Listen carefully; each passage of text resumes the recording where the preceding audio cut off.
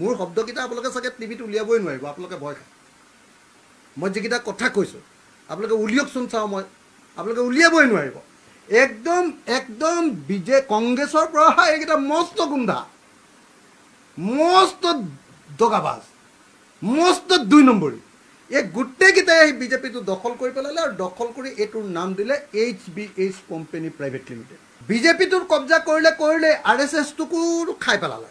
এতিয়া আৰু হিমন্ত বিশ্ব শৰ্মা নিষ্কণ্টক বিজেপিত উঠি ৰজা বহি ৰজা। HBH কোম্পানী প্ৰাইভেট লিমিটেডৰ তেওঁ চেয়াৰমেন। এতিয়া বিজেপি বুলি কোনো দলেই নাই এতিয়া অসমত। বিজেপিটো মৰি খতম, সেইটো হজম কৰি পেলালে হিমন্ত বিশ্ব শৰ্মা। হিমন্ত বিশ্ব শৰ্মাৰ পেটত সোমাই গ'ল বিজেপি। এতিয়া বিজেপি মানে আছে HBH কোম্পানী প্ৰাইভেট লিমিটেড। সব দগাবাজকেইটাই বিজেপিটোক খাই পেলালে, শেষ খতম। যে অশোক শৰ্মা ডাঙৰীয়াৰ নিচিনা আটাইতকৈ নিষ্ঠাবান যিবিলাক বিজেপি মানুহ আছে, যিবিলাক মানুহে সঁচাকৈ বিজেপি দলটো গঢ়ি তুলিছিল। আজি আপুনি চাব যে নলবাৰীত মানে এনেকুৱা ধৰণৰ বিজেপিৰ ছাপোৰ্ট এসময়ত আছিলে, তাত আঙুলি এটা ভৰাবলৈ ঠাই নাছিলে। সেইটো জয়ন্ত মল্ল বৰুৱাই কৰা নাই নহয়, সেইটো কৰিছিলে অশোক শৰ্মা ডাঙৰীয়াই আৰু RSSৰ মানুহবিলাকে লগ লাগি কৰিছিলে। এতিয়া অশোক শৰ্মা ডাঙৰীয়া যেতিয়া ক্ষমতালৈ আহি গ'ল, তেতিয়া অশোক শৰ্মা ডাঙৰীয়া এলাগি হৈ গুচি গ'ল। অশোক শৰ্মাক লাখ মাৰি দিম বুলি কয়, অশোক শৰ্মাক গু মাৰি দিম বুলি কয়, অশোক শৰ্মা ফাল্টু বুলি কয়, অশোক শৰ্মাক নাপাত্তা কৰি দিয়ে। যেতিয়া ক্ষমতালৈ আহি গ'ল তেতিয়া অশোক শৰ্মা নাপাত্তা। আৰু যিকেইটা মানুহে আগতে ক্ষমতাত থাকি বিজেপিক মাৰপিট কৰি আছিলে, সেই মানুহকেইটাই এতিয়া বিজেপি দলটো দখল কৰি পেলালে। আপোনালোকে নিজে চাওক, বিজেপিৰ আটাইতকৈ ডাঙৰ শত্ৰু হিমন্ত বিশ্ব শৰ্মা, জয়ন্ত মল্ল বৰুৱা, পীযুষ হাজৰিকা এইবিলাক নাছিলে জানো কংগ্ৰেছত থাকোঁতে? এতিয়া তেওঁলোকে ফটককৈ জাপ মাৰি দিলে। জাপ মাৰি দিয়ে এতিয়া বিজেপিৰ একদম হৰ্তা কৰ্তা বিধাতা হিমন্ত বিশ্ব শৰ্মাৰ কোম্পানী। এতিয়া বিজেপিটোতো আৰু বিজেপি নহয় নহয়। এতিয়া বিজেপিত কোনোবা বিজেপি আছে নেকি? আপুনি চাওকচোন, বিজেপিৰ সভাপতি কোন আছিলে? মই জীৱনত মনত ৰখা সভাপতিকেইজনৰ নাম আপোনাক কৈ দিছোঁ। বিজেপিৰ সভাপতি আছিলে আমাৰ গুৱাহাটীৰ ৰমেন ডেকা। ৰমেন ডেকা এতিয়া বিজেপিত আছেনে নাই বাৰু আপোনালোকে কওকচোন? থকা আৰু নথকাৰ মাজত ডিফাৰেঞ্চ আছে নেকি কওকচোন? ৰমেন ডেকাক নাপাত্তা, জিৰ' কৰি দিলে। সিদ্ধাৰ্থ ভট্টাচাৰ্য আছিলে। সিদ্ধাৰ্থ ভট্টাচাৰ্য এতিয়া কেনেকুৱা ধৰণে কান্দি থাকে আপোনালোকে নিজে দেখিছেনে নাই? সিদ্ধাৰ্থ ভট্টাচাৰ্যৰ অৱস্থা কেনেকুৱা চাওক। তাৰপিছত আমাৰ ৰাজেন গোহাঁই আছিলে নগাঁৱৰ। ৰাজেন গোহাঁই এতিয়া বিজেপিত আছেনে নাই বাৰু আপোনালোকে কওক? তাৰপাছত আছিলে ৰঞ্জিত দাস।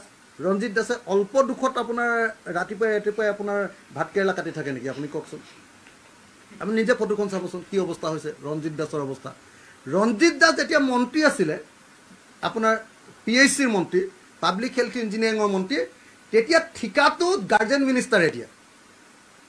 যেতিয়া PHCৰ মন্ত্ৰী, যেতিয়া কি নাম আমাৰ এই জয়ন্ত মল্ল বৰুৱা আহিলে, জয়ন্ত মল্ল বৰুৱা অহাৰ পাছত এতিয়া ডাইৰেক্টলি PHCৰ মন্ত্ৰীয়ে ঠিকাটো দিব পাৰে।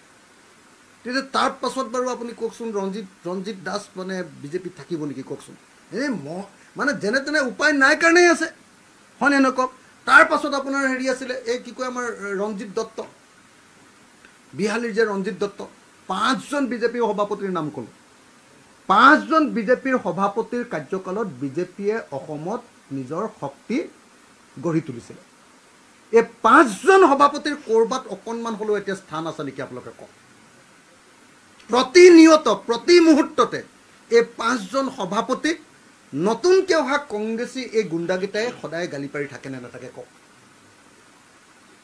হয়নে নহয় আপোনালোকে কওক? মোৰ শব্দকেইটা আপোনালোকে চাগে টিভিত উলিয়াবই নোৱাৰিব, আপোনালোকে ভয় খায়। মই যিকেইটা কথা কৈছোঁ আপোনালোকে উলিয়াওকচোন চাওঁ, আপোনালোকে উলিয়াবই নোৱাৰিব। একদম একদম কংগ্ৰেছৰ পৰা এইকেইটা মস্ত গুণ্ডা, মস্ত দগাবাজ, মস্ত 2 নম্বৰী।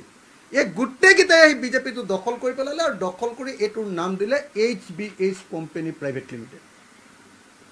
এতিয়া বিজেপি বুলিতো কোনো দল নাই নহয় অসমত।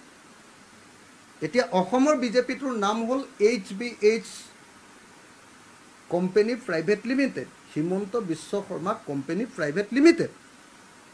সেই হিমন্ত বিশ্ব শৰ্মা কোম্পানী প্ৰাইভেট লিমিটেডৰ পৰা সববিলাকক খেদি দিলে। এতিয়া অসমৰ যিকোনো এজন নিষ্ঠাবান বিজেপি কৰ্মী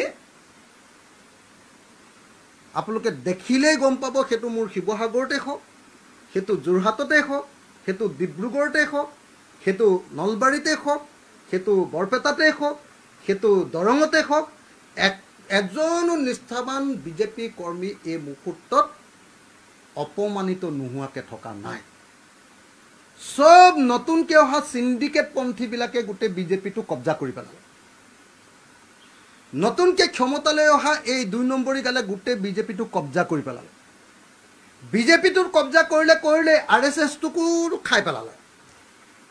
দুটা ধৰণে RSSটোক খাই পেলালে। 1 নম্বৰ হ'ল RSSৰ যিকেইজন ডাঙৰ লিডাৰ, যিবিলাকৰ কেন্দ্ৰৰ লগত সম্পৰ্ক আছে, সেইকেইজনক পইচা দি কিনি পেলালে। সেইটো মাতবোল নাই, চব হিমন্তৰ কথা মতে চলে এতিয়া। আৰু 2 নম্বৰ কি কৰিলে, যিকেইজনে নুশুনে তেওঁলোকক বেলেগলৈ ট্ৰেন্সফাৰ দি দিলে, ক'ৰবাত পঠিয়াই দিলে। এতিয়া আৰু হিমন্ত বিশ্ব শৰ্মা নিষ্কণ্টক বিজেপিত উঠি ৰজা বহি ৰজা।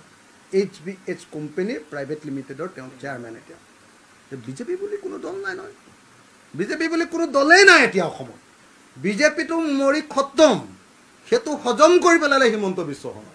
হিমন্ত বিশ্ব শৰ্মাৰ পেটত সোমাই গ'ল বিজেপি। এতিয়া বিজেপি মানে আছে HBH কোম্পানী প্ৰাইভেট লিমিটেড, চব দগাবাজ।